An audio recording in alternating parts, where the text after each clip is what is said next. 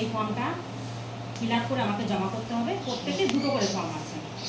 এখানে ফটো লাগাতে হবে, এখানে জন্ম তারিখ, আধার নাম্বার, মোবাইল নাম্বার, বাবার নাম লিখতে হবে, বাবার এপিক নাম্বার যদি থাকে এপিক নাম্বারটা দিয়ে দেবেন, যদি না থাকে দেওয়ার দরকার নেই। মায়ের নাম, মায়ের এপিক নাম্বার, স্বামীর নাম,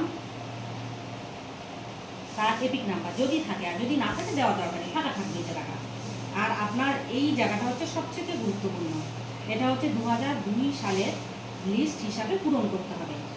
এখানে কি রয়েছে, আপনার নিজের যদি 2002 সালে ভোটার লিস্টে নাম থাকে তাহলে এই জায়গাটা পূরণ করবেন। এখানে আপনার নির্বাচকের নাম, আপনার নাম দেবেন, এপিক নাম্বার, এখানে আত্মীয়র নাম যা আছে, যদি বাবার নাম থাকে বাবার নাম দেবেন 2002-তে, স্বামীর নাম থাকলে স্বামীর নাম দেবেন, সম্পর্ক লিখবেন, জেলা, রাজ্যের নাম, বিধানসভা ক্ষেত্রের নাম, পার্ট নাম্বার, সিরিয়াল নাম্বার দিয়ে দেবেন।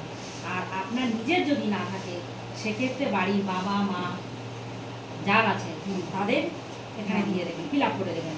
নাম, এপিক নাম্বার, আত্মীয়ের নাম, সম্পর্ক, জেলা এগুলো লিখে অংশ নাম্বার, পার্ট নাম্বার লিখে জমা করবেন এবং সিগনেচার করে দেবেন। সিগনেচারটা ফুল সিগনেচার করবেন। আর যদি কোথাও বুঝতে অসুবিধা হয় আমার ফোন নাম্বার এখানে দেওয়া আছে, আমাকে ফোন করবেন, আমি হেল্প করবো। আর দুটো ফর্মই ঠিকভাবে ফিল আপ করবেন, বুঝতে অসুবিধা হলে আমাকে